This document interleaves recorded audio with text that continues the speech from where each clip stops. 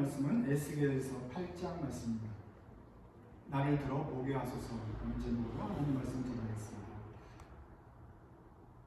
지난주 5, 6, 7장 내용은 이렇게 요약할 수 있습니다. 내가 너를 불쌍히 여기지도 아니하며 긍휼히 여기지도 아니하며 행위대로 너를 벌하여 내 가증한 일이 여호와 중에 나타나게 하리니 내가 여호와인 줄을 너희가 아니라.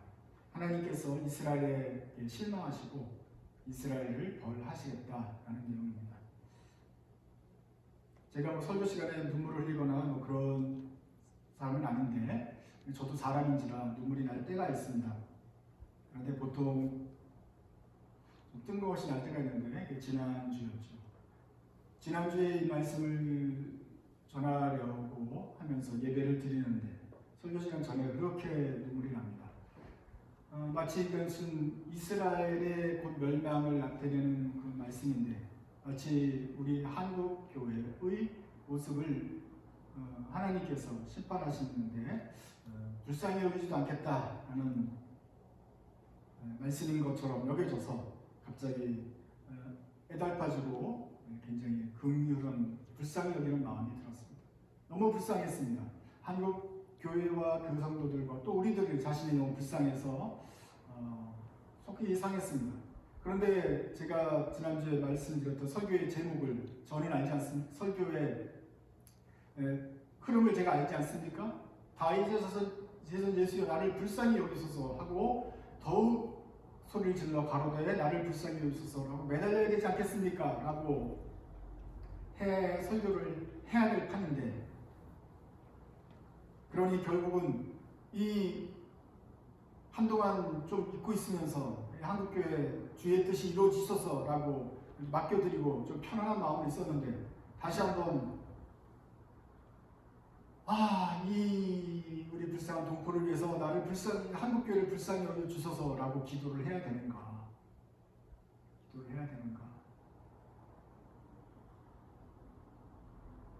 저기는 지금 그 보아가지고는 좀 혼나야 좀 정결케 되어야 좀 되는 상황인데 여기서 정결하게 되기는커녕 또 불쌍히 여겨 있어서 또 한 번 봐주셔서 하고서 또 한 차례 더 기회를 준다면 이건 점점 더 악이 성해지는 게 아닐까 하는 마음이 들었고 또 한 차례 그 짐을 지고 우리가 같이 기도해야 된다는 것 생각하니까 너무 슬프더라.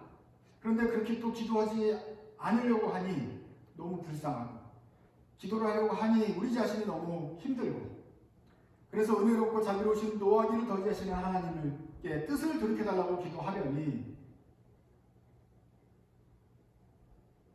그렇게 구할 만한 염치도 없고 또 구하려니 힘들고 또 하나님께서 하셔야 될 것 같은데 이걸 또 막는 것 같은 거 아닌가 하는 생각도 들고 또 반대로는 우리 동포 교회가 또 심판받는 모습을 옆에서 지켜보는 것 자체가 힘이 들고 그래서 전 눈물이 이렇게 흘렀나 봐요.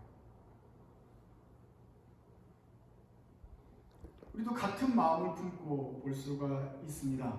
그렇지만 우리가 이제 하나님 앞에 이 말씀을 듣고 볼 때 하나님 말씀도 마음도 이렇겠다.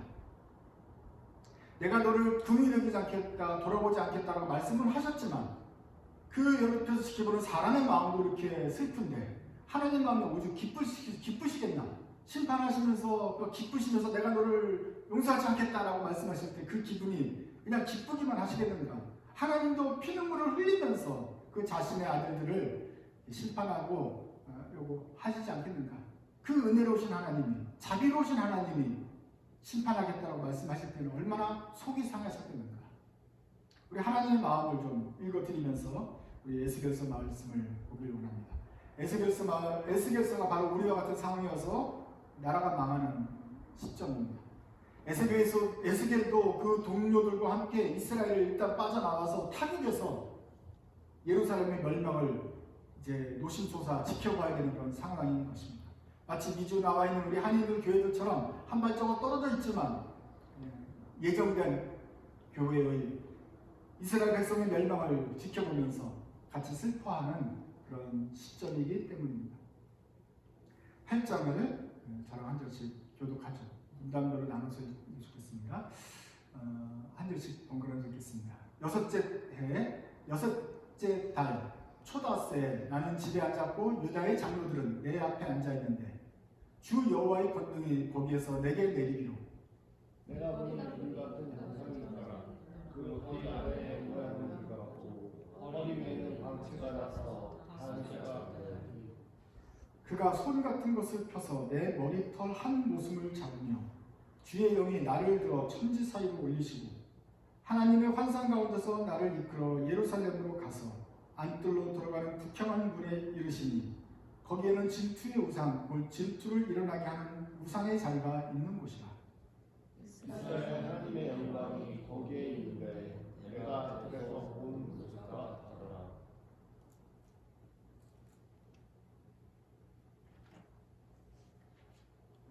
지금이 여섯째 해, 여섯째 달 초다스입니다.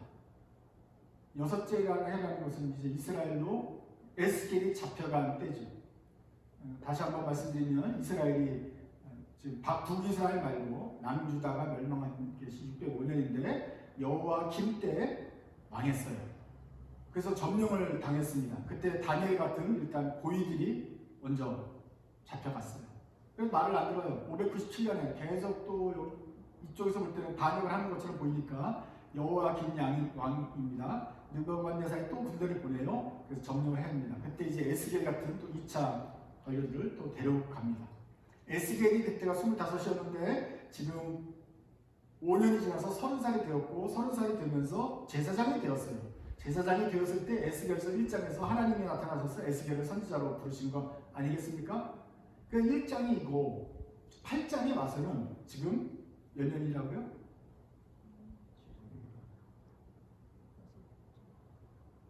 8장 1절? 지금 6년이라. 몇 년 지났어요? 1년 지났어요. 그러니까 에스겔이 제사장이 되어서 제사장 1장에서 1장을 쓸 때는 5년째였고 그렇게 해서 이제 선지 사역도 하는데 이제 1년이 지났어요. 6년째 날 또 하나님이 그를 만나시고 나타나시는 것입니다. 이제 앞으로 지금 593년이니까 594년일 거고 592년일 거고 이제 앞으로 한 4, 5, 6년 있으면 이제 시드기야 왕 때 느부갓네살이 완전히 멸망을 시켜요. 성벽이 붕괴되고 성전 토막되고 완전 유다 나라가 이제 망하게 됩니다. 그래서 유다 나라가 망하게 된 것은 그저 민족의 나라 간의 국력의 차이 때문에 멸망하고 그런 것이 아니고 이 사람들이 해석하기를 이 사람들의 우상 숭배와 가증한 일과 하나님의 율법을 어긴 일로 하나님이 영적으로 심판하신 것이라 이렇게 해석을 하는 거예요. 그런데 그 심판의 날이 몇 년 남지 않았습니다.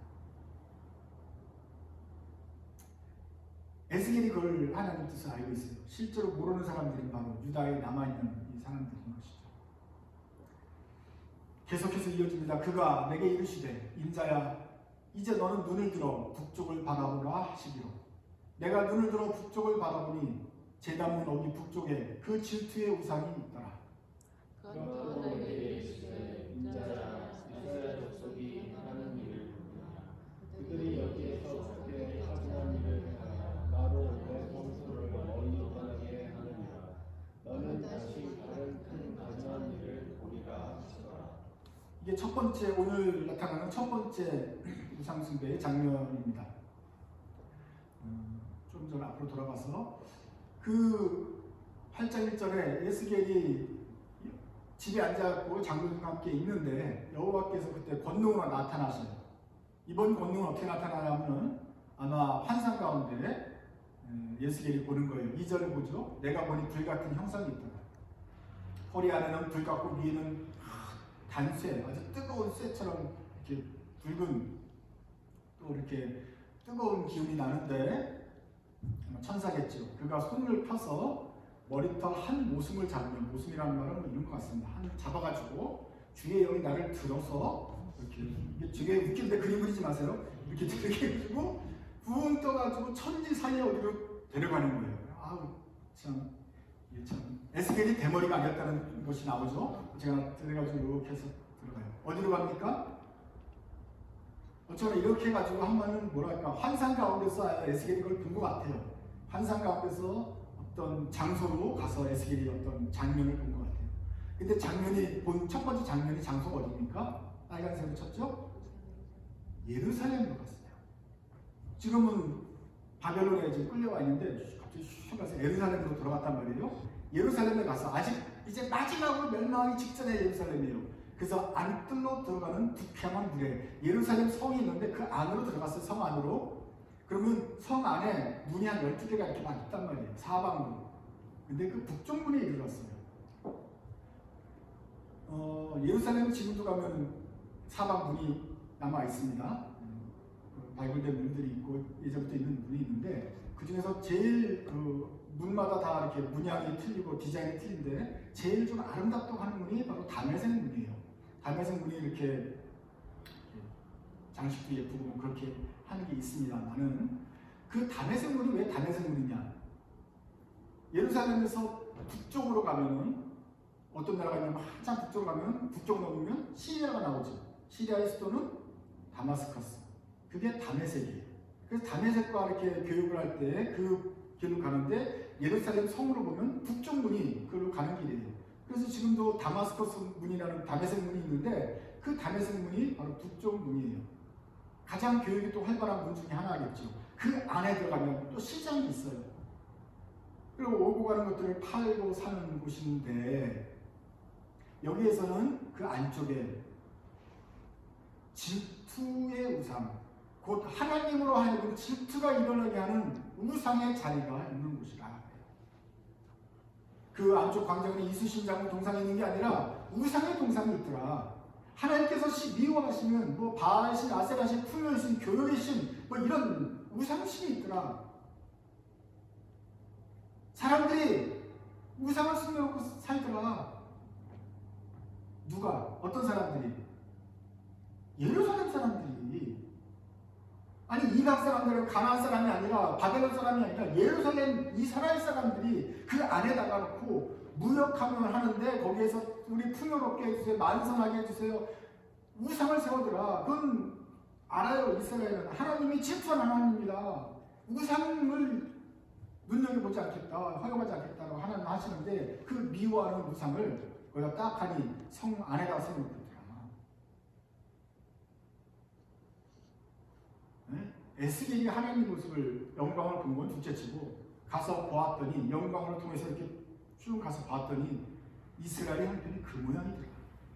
아직도 회개하지 않고 그러니 1차, 2차 당해서 3차 멸망이 당에 싸죠. 마땅하죠.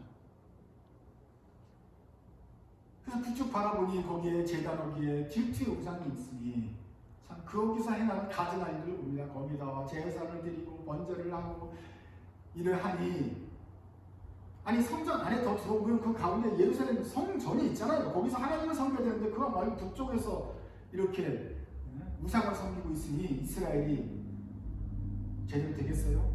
하나님은 가증한 말을 가증하다고 하셨어요. 에스겔이 봐도 이건 참 참담한 일이에요. 우리 동포들이 그런 우리 동료들이 조국 교회가 그런 짓을 벌이고 있으니 안타깝다. 그래서 북문에서는 우상숭배가 일어났습니다.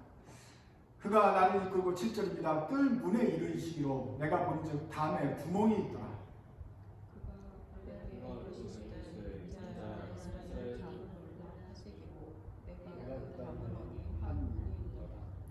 자, 두 번째는 또 다시 이끌어요. 이 손으로 이끌었는지 머리를 또 잡았는지 모르겠지만 이끌어서 뜰 문에 이뤘어요.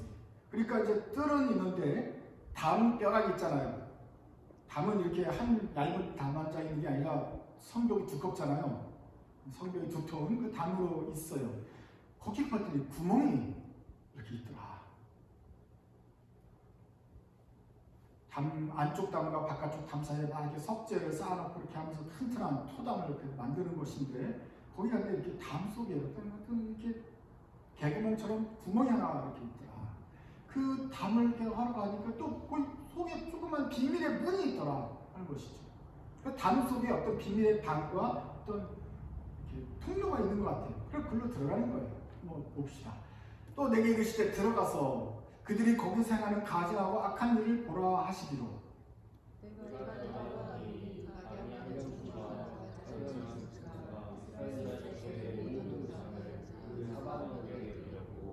이스라엘 족속의 장로 중 70명이 그 앞에 섰으며 사반의 아들 야아사나도 그 가운데 섰고 각기 손에 향로를 들었는데 향연이 구름같이 오르더라. 또 내게 이르시되 인자야 이스라엘 족속의 장로들이 아까 그 우상에 망한 어두운 가운데서 행하는 것을 내가 보았느냐. 그들이 이르기를 여호와께서 우리를 보지 아니하시며 여호와께서 이 땅을 버리셨다 하느니라. 지금은 이제 북쪽 예루살렘 성에 있는 거예요. 그 우리가 말하는 느헤미야가 나중에 세울 성벽, 바로 이스라엘의 든든한 성벽 안에 구멍이 있더라. 구멍이 있으면서 비밀의 문이 있고 그 문에 들어갔더니 또 어떤 공간이 나오더라. 방이 나오더라. 그래서 거기에 이제 환상 가운데서 봤어요. 거기는 숨겨진 문이고 사람들이 들어가지 않는 문이에요. 아마 상징적인 의미일 거예요. 가보니 그 방 안에는 각종의 곤충과 짐승과 더러운 짐승과 우상들이 벽에 쫙 그려져 있더라. 뭐가 생각이 납니까? 우리 무슨 무당집에 있는 것도 그림도 생각이 나지만 사실 이것은 이집트의 친절의 모습일 거예요. 이집트에 뭐가 이 풍뎅이 아시죠? 그 유명한 풍뎅이 모습.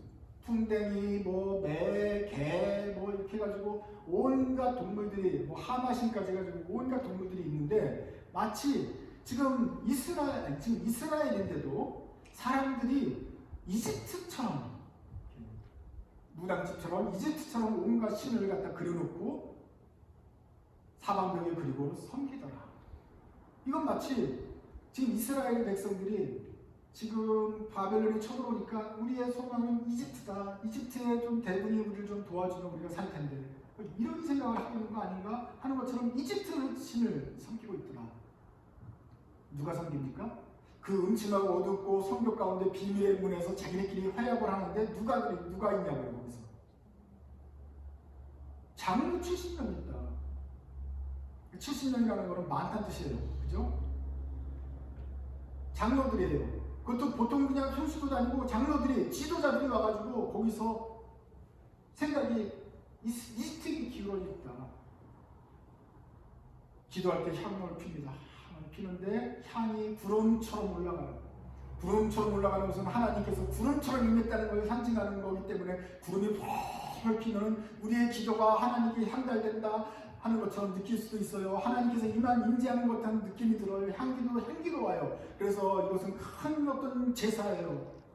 그런데 그 제사가 잘 돼요. 구름같이 오르더라. 장로만 해도 70명이에요. 아주 꽉 차요. 그 좁은 방에.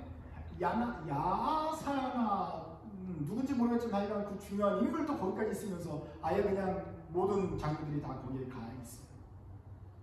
여러분 보기에 이것은 이 제사는 성공적입니까? 초라합니까?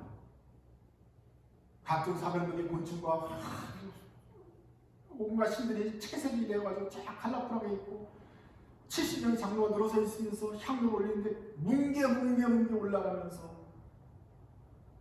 아주 멋진 퍼포먼스가 이루어지겠지. 우리의 기도가 상달되는구나 라고 말하겠지.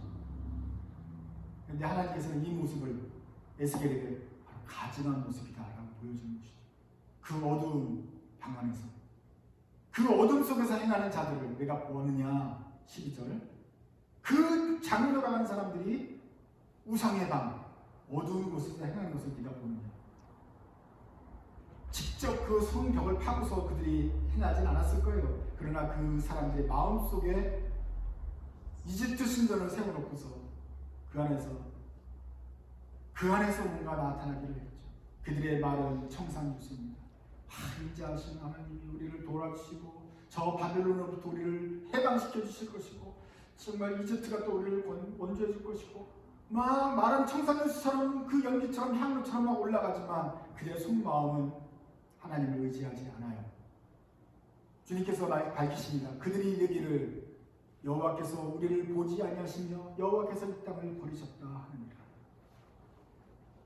장로지만 이스라엘의 지도자이지만 그 마음속에 이미 하나님께 대한 원망이 가득 차 있어요. 왜 우리를 돌아보지 않습니까? 우리를 버리십니까? 그러니까 우리는 이집트를 의지해야 되는 것이죠. 이집트 10만 세 이 속에서는 벌써 이렇게 자기의 그 기도가 피어오르고 있으니 아무리 그 퍼포먼스가 예배가 멋있어 보여도 그들의 마음속에는 하나님에 대한 불신과 원망이 있고 이미 마음이 기울었어요.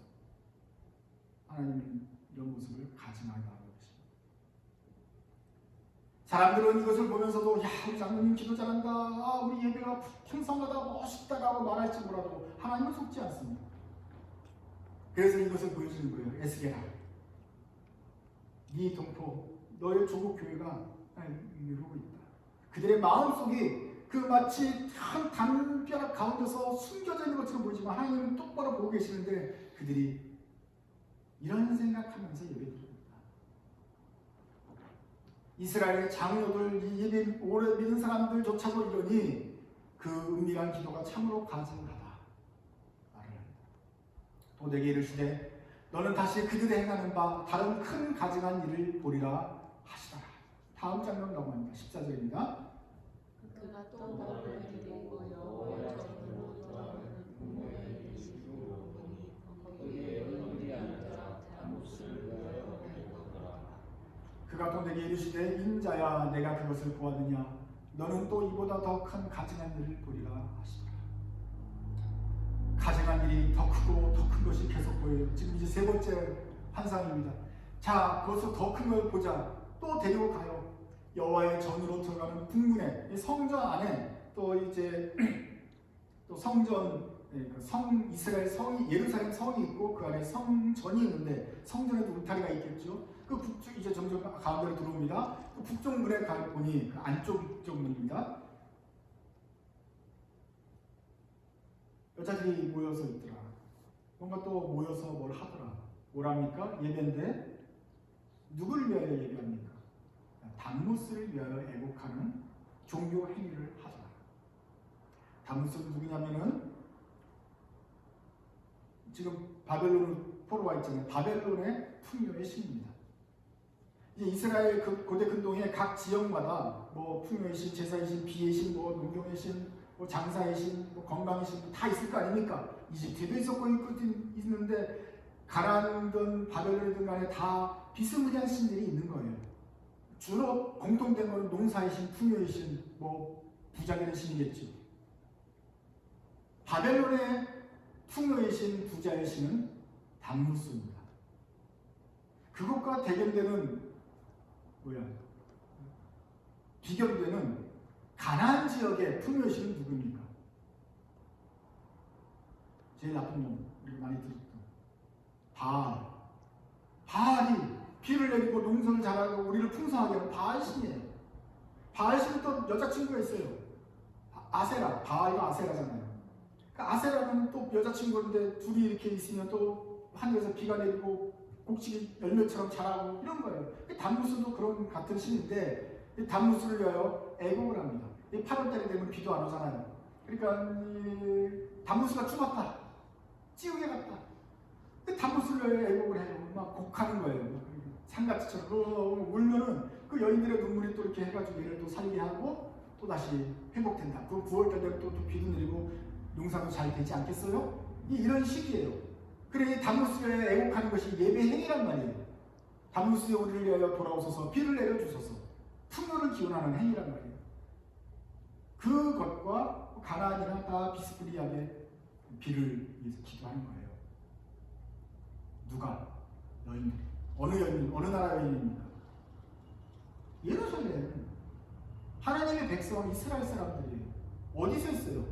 이스라엘 성, 예루살렘 성 안에서, 그것도 성전에 거의 가까운 그쪽에 와가지고 담무스를 위해서 예배하더라. 하나님이 아니라 여호와 하나님이 아니라 풍요의 신기에 비를 구하더라. 먹고 살게 해달라고. 야, 장로들이 하는 거, 그것도 가져가는 거, 그것도 더 가져가는 이런 여자들이 또 이렇게 성전 가까이서 하는 거다. 그것도 보여줘. 이것뿐이 아니다, 인자야. 이거 봤느냐? 이거보다 더 큰 일 보여주겠다. 좀 내가 왜 이렇게 화가 나는지, 내가 얼마나 속상한지 너도 한번 봐라. 또 끌고 갑니다. 그가 또 나를 데리고 여호와의 성전 안뜰에 들어가시리라. 보라, 성전 여호와의 성전 문 곧 현관과 제단 사이에서 약 25명이 여호와의 성전을 등지고 낯을 동쪽으로 향하여 동쪽 태양에게 예배하더라. 또 내게 이르시되 인자야 내가 원하냐 유다 족속이 여기에서 행한 거룩한 일을 적당하느냐. 그들이 그날을 통으로 지고 또 다시 내 모욕을 일으켜 심지어 왕까지를 보호해 주었느니라. 그러므로 나도 분노로 갚아 불쌍히 여기지 아니하며 긍휼을 베풀지도 아니하리니 그들이 큰 소리로 내 귀에 부르짖을지라도 내가 듣지 아니하리라. 데려갑니다. 이번에 어디까지 가요? 아까는 성벽 문 안에 있다가 이제는 안쪽으로 들어왔다가 성전 옆에 있다가 이제 보니 이제 성전 안뜰에까지 들어왔어요. 여호와의 예루살렘 성전까지 들어온 것입니다. 성전까지 들어와서 보니까 제단 사이에 25명이 있는데 그 누구 계세요? 제사장들이겠지요. 뭐 이스라엘의 지도자들이겠지요. 그런 사람들이 성전에는 들어가지 않고 성전 문을 등지고 얼굴을 동쪽으로 향하여서, 동쪽에 뭐가 있어요? 태양이 떠오르는데 태양에 해절하더라. 태양을 숭배하는 사람이 또 이집트예요. 이게 하나님을, 이게 상징적이죠. 하나님은 여호와의 전인데 여호와의 전을 등지고 하나님을 생각하지 않고 태양을 숭배하더라. 어디서? 예루살렘 성전에서. 어디서? 성전 안에서. 성전 안에서 여호와를 향하여 제사를 드려야 될 사람들이 태양을 돌아보더라. 얼마나 상징적인 행동입니까? 그는 예배만 그렇게 해서 잘못된 것이 아니죠. 17절부터 그들이 행한 가증한 일, 그들이 이 땅을 폭행으로 채운다. 불공정과 불평등으로 채운다. 그래서 율법을 어기고 내 노여움을 일으키기에 충분하지 않느냐. 나뭇가지를 그 코에 드는 게 뭔 소리인지 모르겠지만 어쩌거나 뭐 이거 우상 숭배 같은 내용일 거예요. 그러니 이 사람들이 영적으로도 하나님을 배반했을 뿐만 아니라 또 윤리적으로도 하나님의 사랑하는 백성들을 배반하고 폭행하면서 불공정을 일삼았다. 그러니 내가 이들을 불쌍히 여기면 되겠냐? 긍휼히 여기지 않는 것이 마땅하지 않느냐? 이제 그들이 큰 소리로 내 귀에 부르짖을지라도 나는 듣지 않겠다. 그러니까 5장, 6장, 7장에서도 계속해서 하나님이 답답한 마음을 들었는데 오늘 8장은 또 같은 내용입니다만은 에스겔에게 정확하게 하나님이 왜 이렇게 속상한지를 보여주신 것이죠. 그 머리털을 잡아다가 수천 킬로미터를 여행 와가지고 환상 속에서 예루살렘 성 안에서 벌어지는 많은 일들, 그 성벽 안에 숨어서 그 골방에서 있는 장로들의 그 배교 행위와 성전 안에서 오히려 태양을 섬기는 이 악한 일을 직접 보게 하시는 것이죠. 나는 이쯤 되면 에스겔도 하나님이 옳습니다. 저처럼 망해야 됩니다. 동의하지 않았을까 싶습니다. 직접 봤기 때문이죠.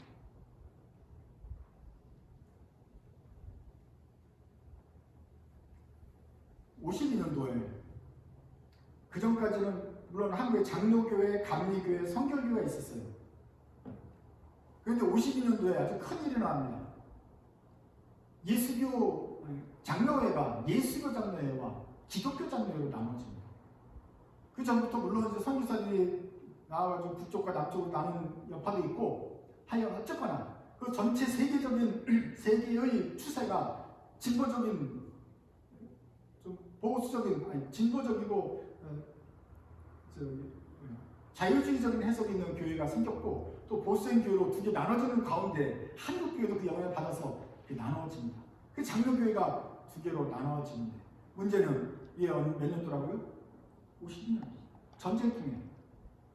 우리는 우리나라가 남북으로 갈라져서 싸우고 있는데 그 통해 교회는 거기서 둘이 나누지니 아주 굉장히 대중에게 아주 나쁜 영향을 미쳤죠. 그때 사람들이 이상합니다. 교회는 저 사람은 그 기도를 안 하고 나라가 지금 망해가는데 전쟁통에 저 지네들끼리 또 싸우고 있냐? 왜 교회는 맨날 갈라진다 이 소리가 나오는 것이죠. 그래서 예장과 기장이 나눠져요. 전쟁이 끝난 다음에 미국에서부터 청바지도 오고 구호물자도 옵니다. 우유도 오고 그러는데 그것이 정부를 통해서 오지만 교회를 통해서도 많이 전달이 되었지 않겠어요? 그런데 그 기득권을 가진 사람들은, 임원을 했던 사람들은 청바지나 우유를 더 많이 받아서 더 많이 자기 쪽에서 교회를 풀었겠지. 그런데 임원도 아니고 어떤 한 자리를 못한 사람들은 그걸 받아먹는 처지가 되니 좀 줄겠죠. 이런 불평등이 들고 일어났습니다. 그것도 경상도나 서울이나 이런 사람들은 한 자리 한 사람은 더 많이 기득권이 있기 때문에 더 많이 받았고, 상대적으로 남장로의 선교사들이 왔던 좀 더 소수교단이고 열세이고 비주류였던 기득권이 없었던 사람들은 받아먹는 처지가 되니까, 그것도 받아먹는 게 균등한 게 아니고 조금밖에 안 되니까 이 불평이 일어나는 거예요. 그래서 경상도와 전라도에 지역감정 차이도 또 생기면서 통합과 합동이 갈라지고, 예수교 장로교회가 나눠진 것도, 기장으로 나눠진 것도 답답한데, 그 예수교 장로교회는 통합과 합동으로 나눠지는데, 통합은 뭐예요? 하나 되자는 거고 합동은 하나 되자는 건데, 이 말장난 이렇게 해버리면 안 되는 것이죠. 그런데 예장 통합과 예장 합동이 나눠지는데, 정말 구차하게도 정말 밀가루를 얼마나 누가 더 많이 타먹느냐, 이런 돈의 문제가 됐던 것이죠. 그때부터 한국 교회에 대한 사람들의 비판이 시작되고 희망을 잃기 시작합니다. 그런데 교회는 재밌었어요. 그때부터. 우리가 잘못하든 말하든 어떻게 사람들은 몰려온다. 도시화 산업화가 되면서 막 서울을 막 올려드니까 사람들이 너무나 많이 올른다. 막 그냥 교회가 부흥하는 것 같고 막 신나게 갔기 때문에 이런 모든 오점들이 사라지는 것처럼 보였어요. 그러나 회개 없이 그냥 우리 죄가 사라지게 됩니까? 이런 모든 모순들과 잘못들이 계속 쌓여만 같은 것이죠. 2000년대 들어서는 이제 한국교회가 이곳저곳에서 펑크가 나기 시작하고, 그 약한 모습들이 세상에까지 드러날 정도로 되면서 교회 안에 있는 사람들이 교회에 대한 희망을 잃고 떠나잖아요. 그러나 하나님을 떠날 수 없으니 나가서 나는 그냥 믿겠다 하는 가난한 성도들이 그렇게 많이 생기기 시작했고, 또 아니면 신천지로 포섭이 되어가지고 거기서 열심히 또 그것이 진짜인지와 신앙생활을 하는 아주 참담한 지경에 이르렀습니다.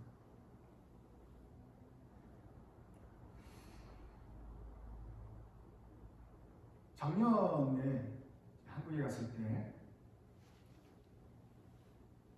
그래서 예장 통합과 예장 합동은 누가 1등인지 2등인지 잘 모르겠지만 서로 1등이라고 하니 넘버 1, 넘버 2가 장로교회에서는 통합이나 합동이나 둘이 이제 1, 2위를 다투고 있어요.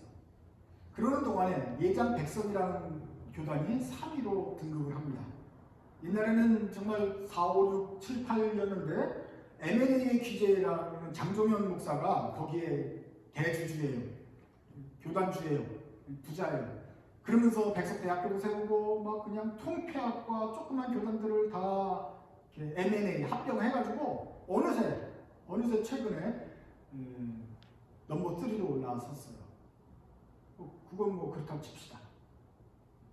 바람직한 방향은 아니고 좋은 태도는 아닌 거라고 생각되지만 어쨌거나 넘버 3예요. 그게 현실이에요. 그런데 이분의 삶은 너무 속상할 정도로 교양이 없어요. 참담해요. 기독교인 같지가 않아요. 그런데 어쨌거나 한국 장로교회, 예수교 장로교회 세 번째 되는 큰 교단이니 행세하고 다녀요. 그런데 작년에 갑자기 예장 백석교단과 여의도 순복음교회가 통합을 논의한다는 얘기가 신문에 났어요.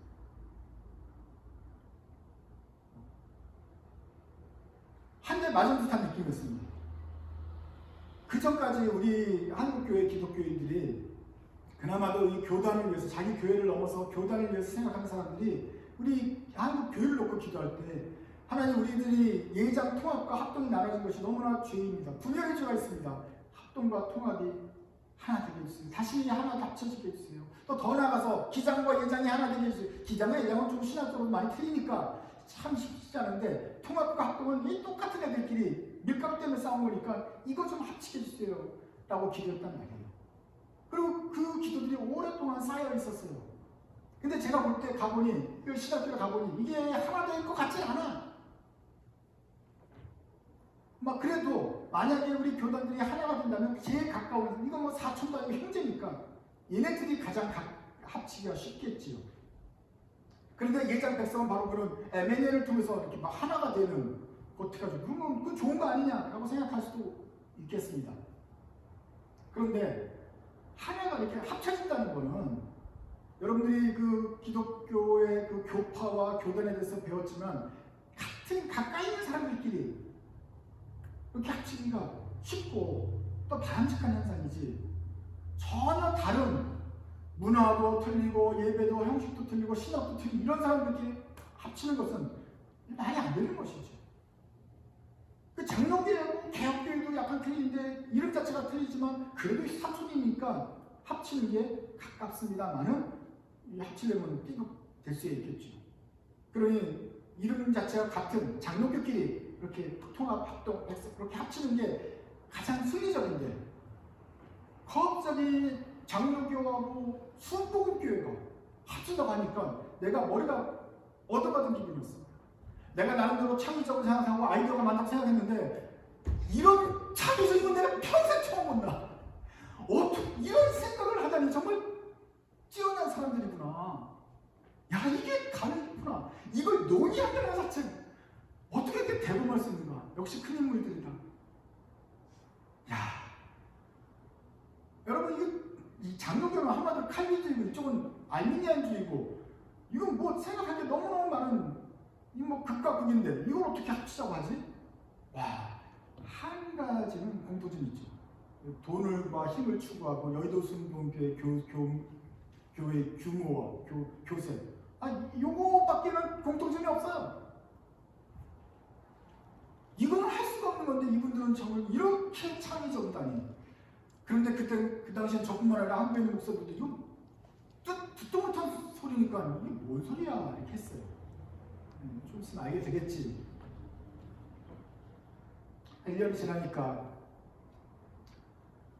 여의도 순복음교회는 조영기 목사가 만들어가지고 한참 있다가 돌아가셨죠. 그런 다음에 이영은 목사님가 지금 계시는데 벌써 10몇 년 됐을 거죠.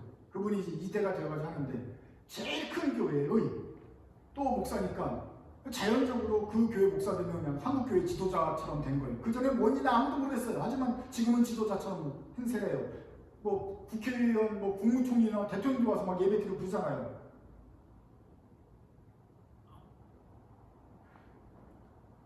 근데 이제 최근에 재판에서 여의도 순복음교회 이영훈 목사가 몇 년 전에 여성도와 불륜이 나가지고 그 입막을 위해서 1억 5천을 냈다라는 것을, 그 사실을 확인해달라는 재판에서 그것이 사실로 확인이 되었어요. 이영훈 목사가 입막음으로 1억 5천 준 것이 확실한 일이라고 재판이 나왔어요. 그것이 나왔기 때문에 내가 그걸 알게 된 거죠. 내가 무슨 뒷소문 조사한 게 아니라 세상 신문에 나온 거예요. 이영훈 목사는 불륜을 입막음하기 위해서 1억 5천 줬어. 땅땅땅.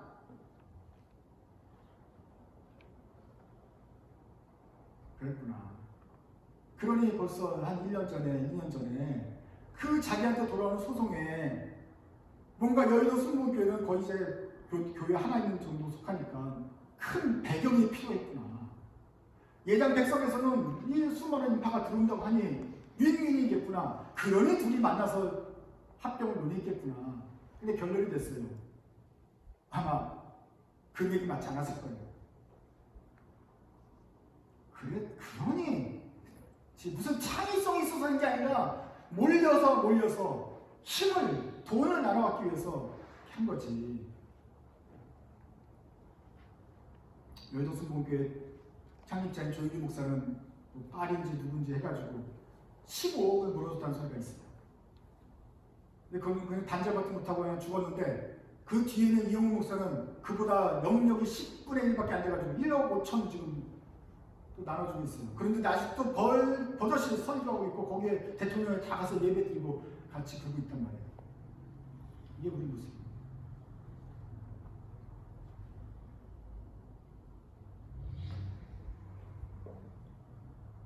이게 우리 현실이라고. 그런데 하나님, 우리 교회는 행복해요, 예뻐요, 좋아요, 우리 목사님 이거는 이런 기도할 때가 아니란 말이죠.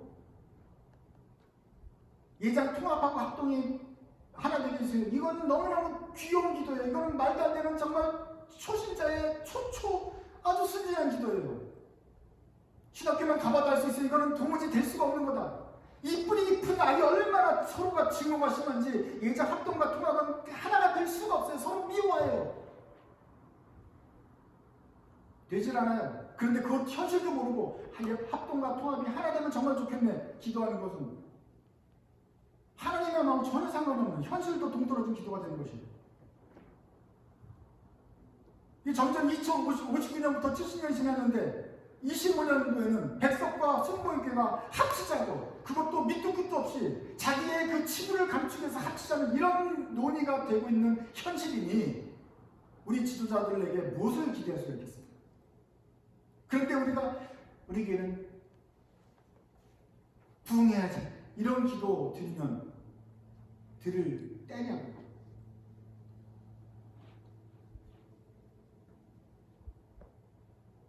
그냥 눈을 뜨고 신문만 좀 봐도 대충 연결됩니다.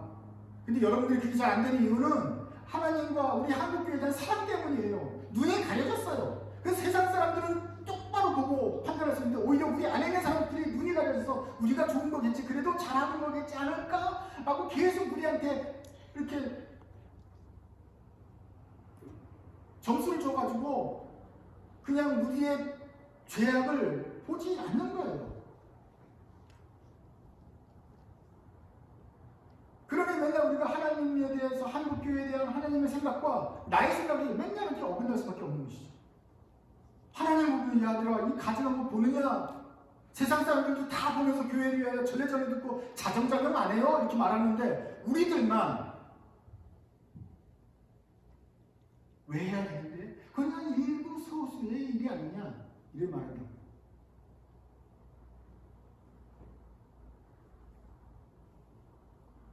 그러면서도 우리가 하나님께서 제일 잘한다고 생각하고 있어요.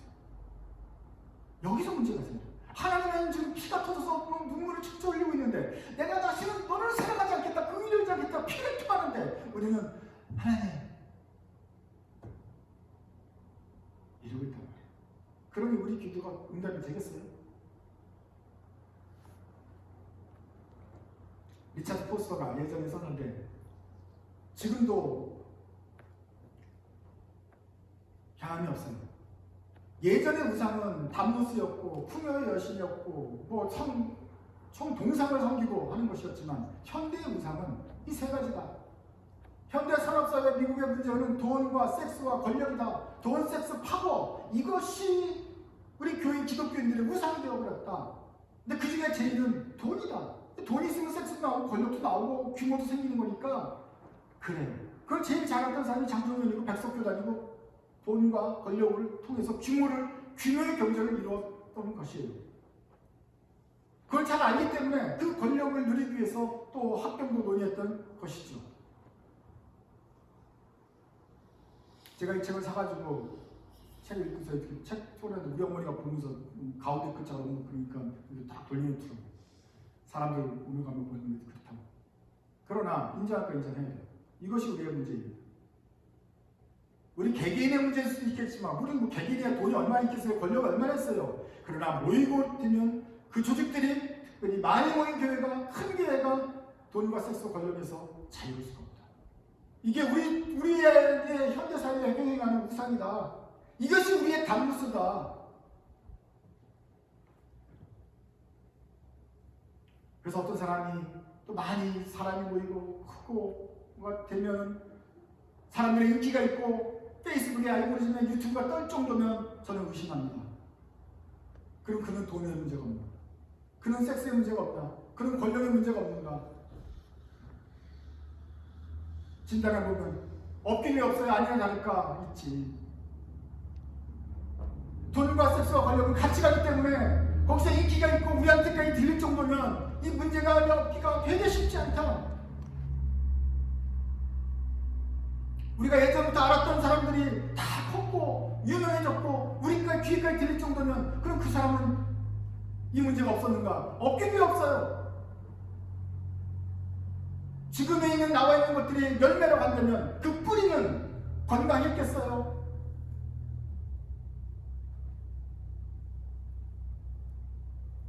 벌써 한국교회 망했다는 소리는 벌써 50년대, 60년대부터 나왔습니다.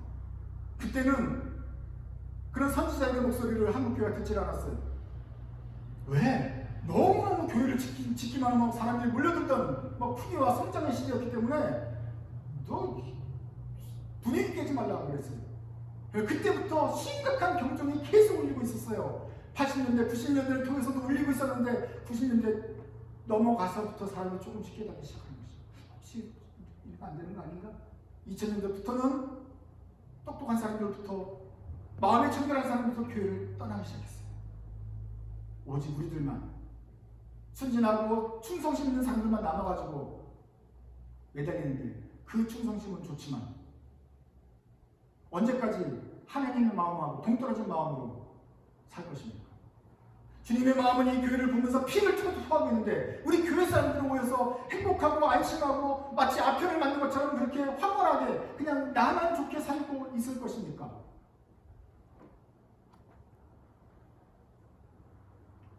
제 마음이 못돼서가 아니라 하나님께서 마치 내 머리털을 잡아 끌어올려줘가지고 보게 하신 것처럼 제가 한국교회의 실상을 먼저 보았습니다.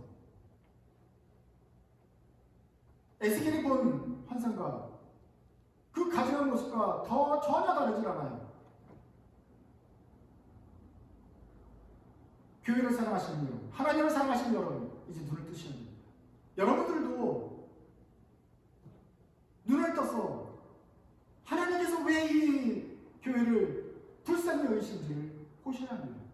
아니 왜 불쌍히 여기지 않으시려고까지 하시는지를 아셔야 됩니다.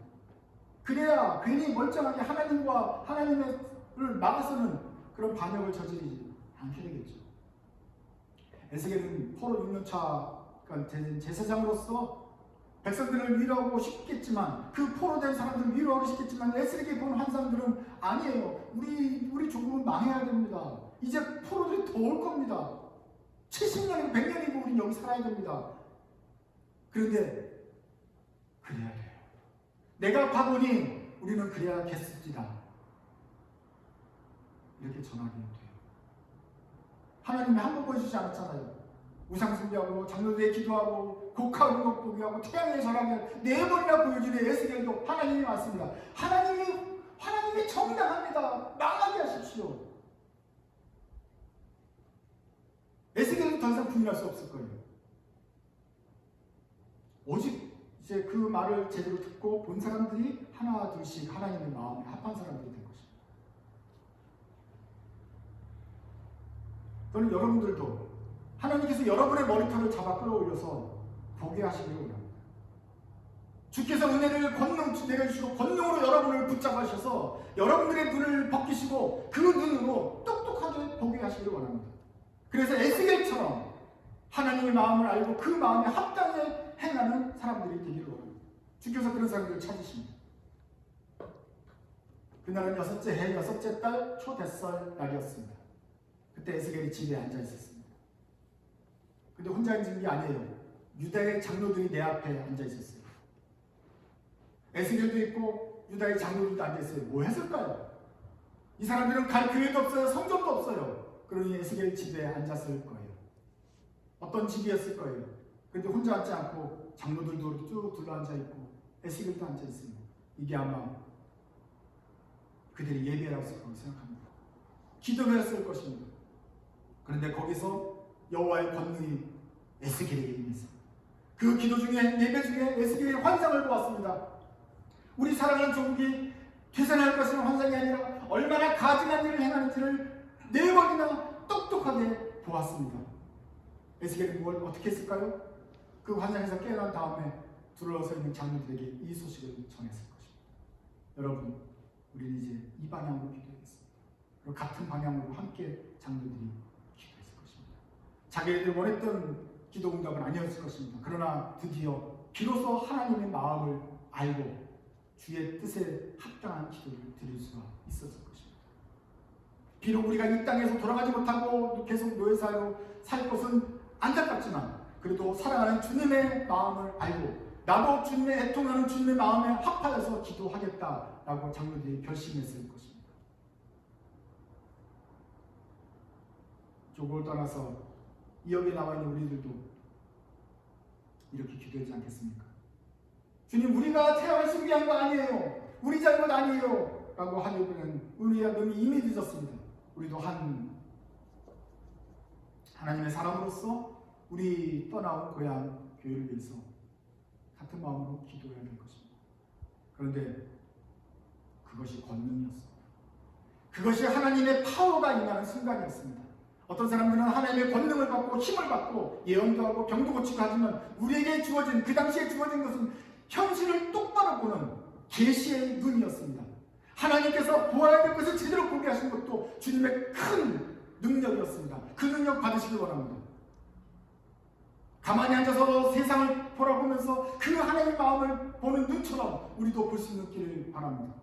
거기에서 4절에 보면 이스라엘 하나님 영광이 거기에서 만났습니다. 마치 내가 그때 들에서 1년 전에 들에서 본 그 모습, 그 휘황찬란하고 어미가 있는 모습과 같은 모습을 이 땅에서 만납니다. 비록 그것은 멸망한다는 이야기지만 그 내용은 원치 않았지만 그것을 보여주는 하나님의 권능은 예전 하나님의 모습과 똑같은 것이었습니다.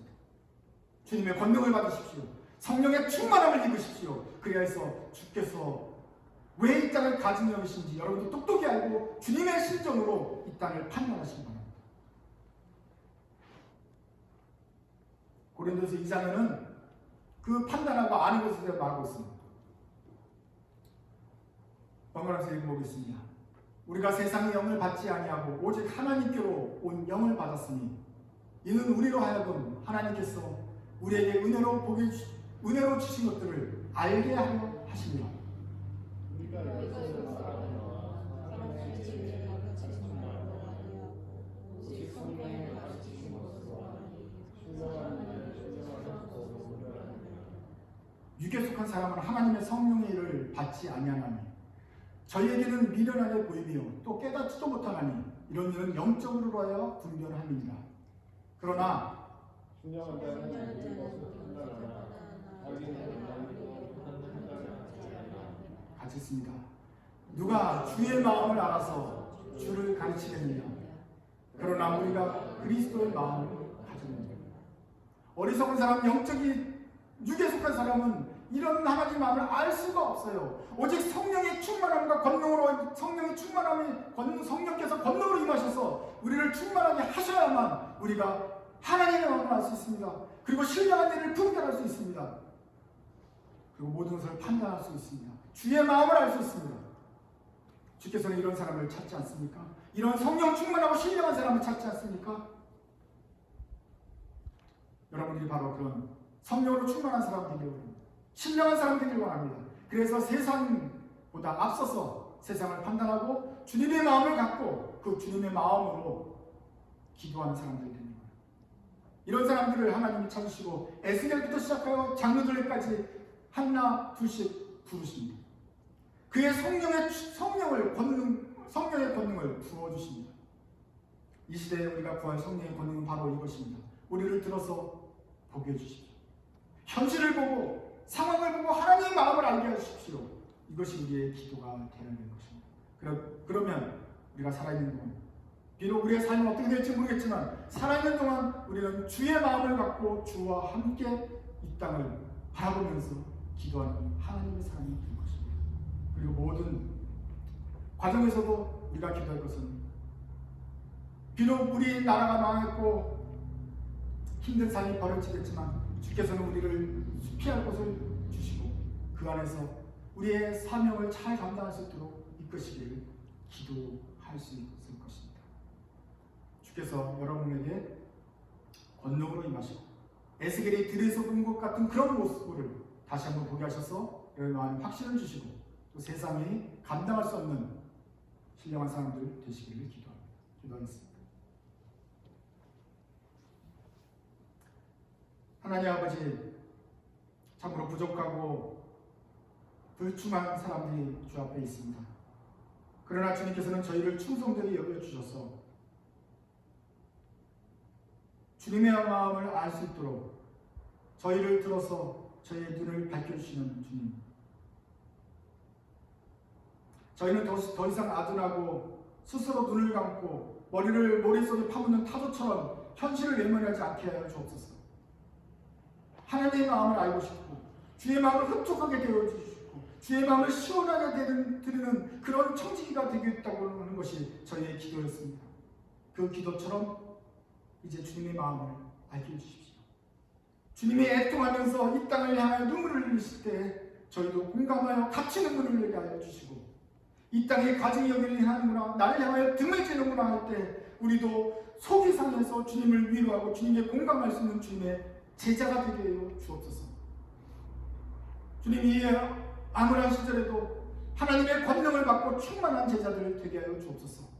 그래서 주님과 함께 세상을 판단하고 하나님께 이 세상의 진실을 알려서 잘 될 때나 못 될 때나 언제나 주님께서 운행하시는 것을 보면서 저희는 기뻐하며 주님의 일을 감당하는 제자들 되게 하여 주옵소서. 우리를 떠나온 한국교회, 또 우리를 키워준 한국교회가 지금은 참으로 처참한 지경에 이르렀습니다.